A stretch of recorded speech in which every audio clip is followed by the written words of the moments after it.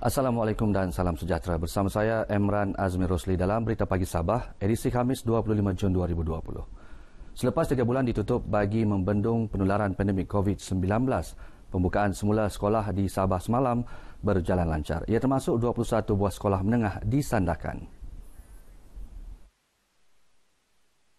Tinjauan media di Sekolah Menengah Kebangsaan SMK Elopora Bestari Sandakan mendapati pelajar dan sekolah berkenaan mematuhi prosedur operasi standard SOP ditetapkan.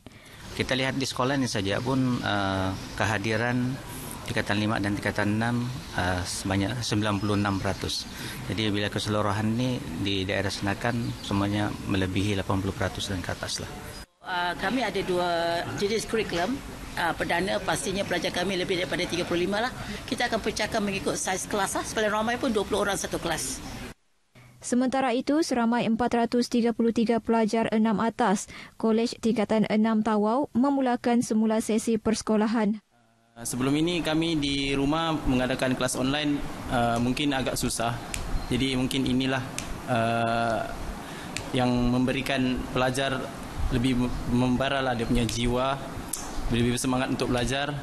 Jadi awalnya bimbang tapi yakin dengan pihak kolej dan kementerian untuk keputusan untuk memberi kebenaran kami kembali ke sekolah.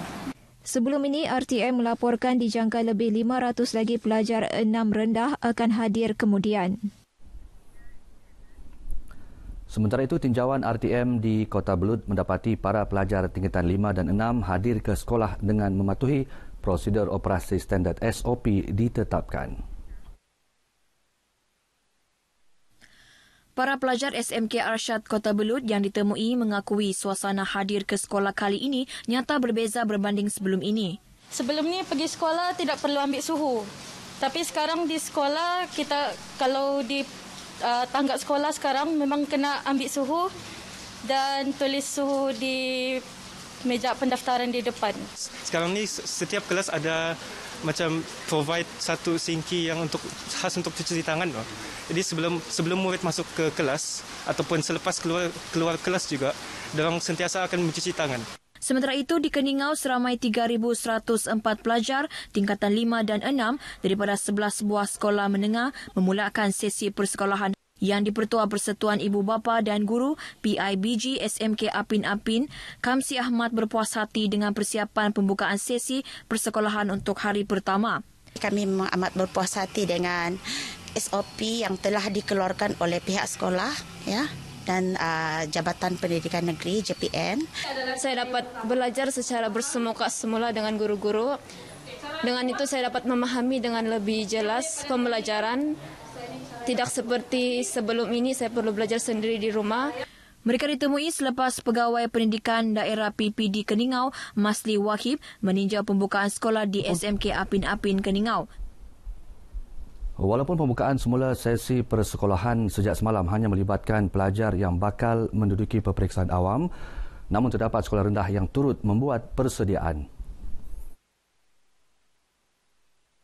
Tinjauan RTM di Sekolah Rendah Kebangsaan Saint Monica Sandakan mendapati pihak sekolah membuat persediaan yang menjurus kepada pematuhan prosedur operasi standard SOP termasuk penyediaan waktu rehat pelajar secara berperingkat. Turut disediakan mesin penyemburan cecair pembasmi kuman, sumbangan Persatuan Ibu Bapa dan Guru PIBG bagi mengurangkan risiko jangkitan COVID-19 dalam kalangan warga sekolah. Kita memastikan semua kelas di sekolah ini sudah dibersihkan.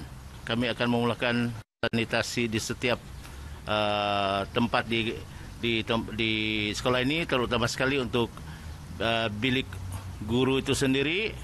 Kemudian kami susuli dengan bilik-bilik darjah pelajar dan begitu juga dengan kawasan kantin lah. Sekolah ini mempunyai 683 pelajar tahun 1 hingga 6, 46 guru termasuk 3 guru interim dan 5 anggota kumpulan pelaksana. SRK Saint Monica merupakan satu-satunya sekolah kluster kecemerlangan di Sandakan yang diiktiraf pada 9 Mac 2015. Perkembangan COVID-19 di Sabah, tiada pertambahan kes positif, sembuh atau kematian direkodkan semalam. Menjadikan kumulatif kes positif kekal 366 dengan jumlah keseluruhan kes sembuh juga kekal 350.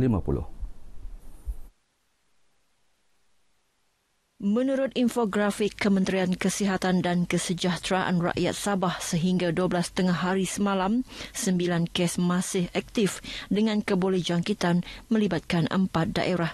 Tuaran mencatatkan kes aktif tertinggi iaitu 4 kes, diikuti Penampang 3 serta masing-masing 1 kes di Tawau dan Papar. Dalam pada itu, jumlah korban akibat wabak itu di negeri ini kekal 7 orang. Lelaki warga Indonesia berusia 23 tahun yang dikesan positif COVID-19 Ahad lepas kini masih mendapat rawatan lanjut di Hospital Tawau. Kes itu yang dikesan menerusi saringan di Pusat Tahanan Sementara PTS Tawau merupakan pesakit ke-19 membabitkan warga Indonesia di Tawau dan Lahad Datu. Konsul Republik Indonesia di Tawau, Sulistijo Jati Ismoyo berkata lelaki berkenaan sepatutnya dihantar pulang ke Indonesia semalam menerusi proses penghantaran pulang pendatang asing tanpa izin parti. BTS ya, jadi warga memang harusnya dipulangkan, tapi karena masih ada kes COVID menimpa dia, harus menunggu sampai negatif. Sulistijo berkata demikian kepada pemberita selepas meninjau penghantaran pulang siri kedua 314 warga Indonesia yang terkandas di Tawau akibat PKP di Terminal Feri Tawau. Mereka adalah sebahagian daripada 425 individu yang telah mendapat kebenaran untuk pulang ke negara asal. Warga Indonesia ini pulang menaiki 3 kapal sewa khas melalui pelabuhan Terminal Feri Tawau ke Nunukan, manakala 111 lagi akan dihantar pulang Jumaat ini. Alhamdulillah kami berterima kasih kepada Konsul Tawau, KRI Tawau. Berterima kasih atas kepulangan kami, karena kami ini sudah lama tertahan di sini. Kami berterima kasih untuk Kerajaan Malaysia untuk pemulangan kami ke Indonesia. Seramai 267 pendatang asing tanpa izin parti warga Indonesia dihantar pulang minggu ini. 134 daripada mereka dihantar pulang semalam, manakala 133 lagi Jumaat ini.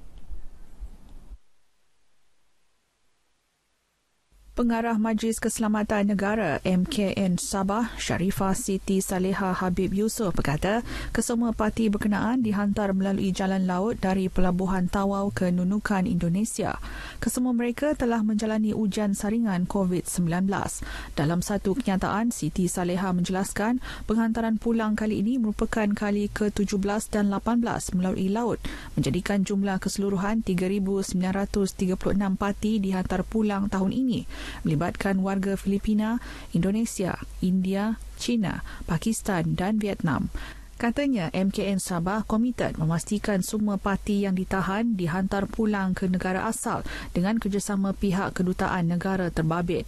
Proses penghantaran pulang parti diselaraskan bersama Jabatan Imigresen Malaysia dengan bantuan Jabatan Kesihatan, Polis Diraja Malaysia dan pelbagai agensi berkaitan.